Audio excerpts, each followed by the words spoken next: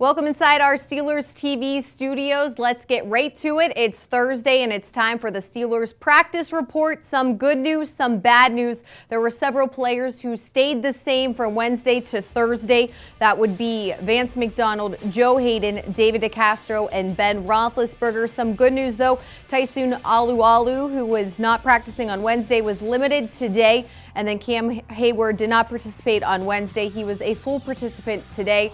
A lot of questions surrounding Ben Roethlisberger, but first we'll start with the good news. Here's Vance McDonald in the locker room earlier this morning. You know, we are where we are now, so just looking forward and to this weekend, man. Just getting back in the game and getting ready to play. I was hoping to be back for first game. It didn't happen, so disappointment, but can't stop there. Yeah, I mean, it was just kind of one of those lingering things that, you know, you didn't want to have a setback. Timing was kind of everything, really, but just taking it day to day. All right, reading between the lines there, it sounds pretty positive and good news that we will possibly see Vance McDonald playing on Sunday at Heinz Field. He's wanted to play with Ben and practice with Ben. Ben has said the same thing about Vance McDonald, but Ben Roethlisberger not practicing again today, dealing with that right elbow injury that he suffered on the second to last play in Cleveland. Here's backup Josh Dobbs right after practice. No, I just take it day by day. So I know that if my opportunity comes and my number's called, to be ready to go in and play to win and compete at the highest level. And you know, if I'm on the sideline again, helping Ben, seeing as much as I can see and helping him in whatever I can. So you know, obviously it's a two-way street, go either way. So you just got to be ready for both situations. And don't forget, Friday is when the Steelers have to put out their status report, ruling guys out or maybe doubtful. A lot to look forward to tomorrow. It is an early practice, and of course, we'll have the status report for you as we get ready for Sunday tomorrow on Steelers Live coming up at 4 p.m. A congratulations today to running back James Conner, who was named the FedEx Ground Player of the Week for his performance in Cleveland. Tunch is standing by. He joins me next. We'll be right back.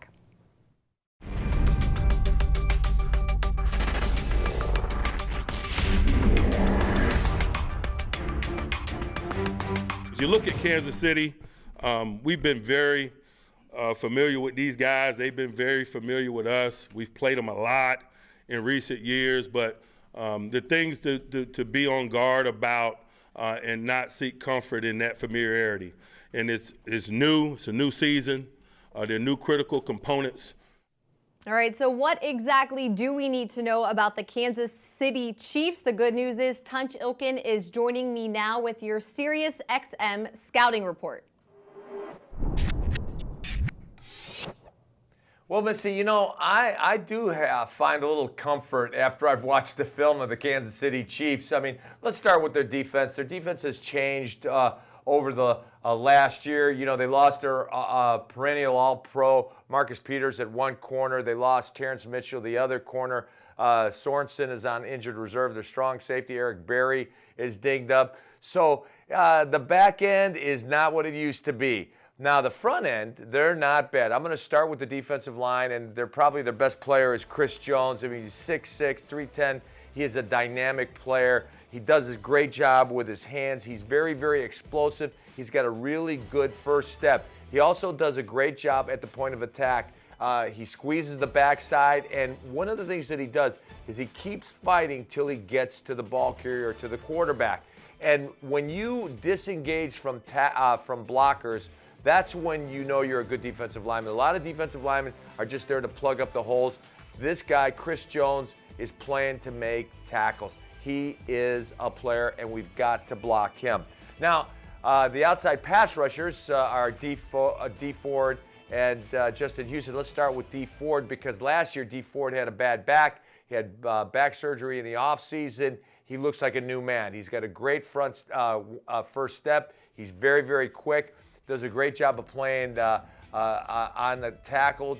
Right there, you saw him come inside on the tackle and gets the sack.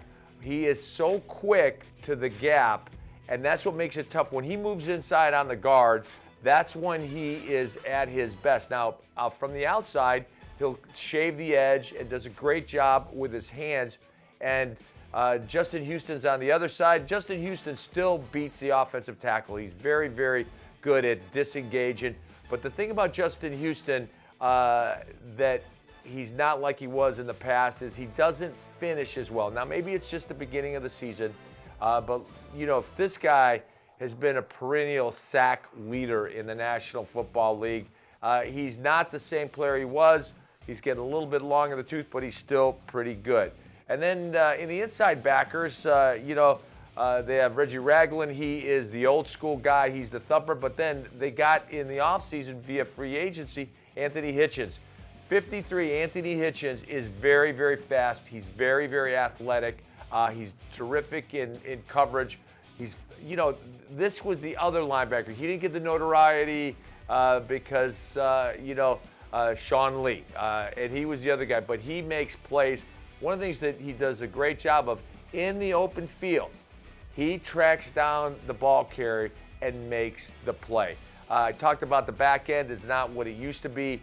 They give up a big, you know, they didn't give up a lot of big plays, but they potentially gave up a lot of big plays last week versus San Diego. A couple of receivers got open beyond, but just couldn't make the plays. You know, without all-world Marcus Peters and without Terrence Mitchell and without Kendall Gaines and without Eric Berry and without Sorensen, they're just not the same on the back end. I like this matchup for the Steelers passing game. Let's go to the offensive side of the ball. On the offense, you got to start with Kareem Hunt. Kareem Hunt just exploded onto the scene last year because Spencer Ware, their starting quarterback, starting running back, got hurt in preseason. Spencer Ware is back, but let's talk about Kareem Hunt. Very thick, legged. He's got a tremendous power. This guy last year broke more tackles than any running back in the National Football League. If you watch him, he is always falling forward. He's got great leg churn, and he keeps working till he. And look, you see it in the highlights. He never gets knocked back. He's always falling forward. He's shifty enough to make you miss. He's fast enough to run away from you, and he's physical enough to run at you. The other guy that you got to stop on this offense is Tyreek Hill. Now, Tyreek Hill, they'll use him a number of ways. Tyreek Hill is no longer the gadget play guy. He is a complete wide receiver. You see on the shallow cross, he takes it to the house. He does a great job of getting underneath the coverage, and then when he receives the ball, he is at full speed right now. They use him a lot in reverses. You're going to see a ton of reverses with Tyreek Hill. Also, the punt returner that he is. Now, how about that catch by Tyreek Hill? He went up in a crowd and came down with it between two defenders, does a great job, and that's what makes him very, very dynamic. The other thing is when he catches the ball underneath, if the over-the-top coverage is too much, here he is on a reverse. If the over-the-top coverage is dropping too much, he's going to take it underneath, and he is just going to outrun everybody to the end zone. Now, Patrick Mahomes is the new quarterback. The era has begun after they traded Alex Smith to the Washington Redskins for Fuller, the cornerback. Here's the thing about Patrick Mahomes. He is very, very athletic. You know, he's not as fast as people think he is. He's a 4.8 40 guy, but he's got an unbelievable arm. He's got a huge arm. He's got a cannon. He doesn't look like your typical West Coast offense guy. As a matter of fact, I'm wondering, I know his athleticism and the big arm is what really gets Andy Reid excited, but when you look at West Coast quarterbacks, they're 3- and 5-step drop guys. They have great feet. The feet are always hitching back, hitching up, hitching to the side. Patrick Mahomes is not like that. He almost looks very, very casual. He throws off the back foot a ton of times. He throws off the side foot. He's got a side release sometimes. He releases the ball from all over the field. But one of the things that I noticed about Patrick Mahomes, he likes to get out of the pocket. At times, he gets happy feet. And I don't think that he's doing that because he's actually scared, but I think he buys himself some comfort out of the flat. When he's outside the pocket, and normally he scrambles to his right, when he's outside the pocket, he's only dealing with 1/3 of the field. And normally, the routes are one short route, one intermediate, and one deep. And so when you're looking as a young player, you're not looking at the whole secondary. You're looking just down 1/3 of the field. So you go 1, 2, 3, short, intermediate, or long. And that's what I think, why I think he scrambles so much. As a matter of fact, out of 50 throws, 10 of them were scramble right throws. And some of them were designed, a couple of them, but most of them, he just bought himself time. And what I mean by time, I'm not sure that he's buying himself time to get away from the pass rush. I think he's buying himself time to make the decision he needs to make. All right, Tunch, thanks so much. As always, time for another break. Joining me next is Bob Labriola to talk about Coordinator Thursday.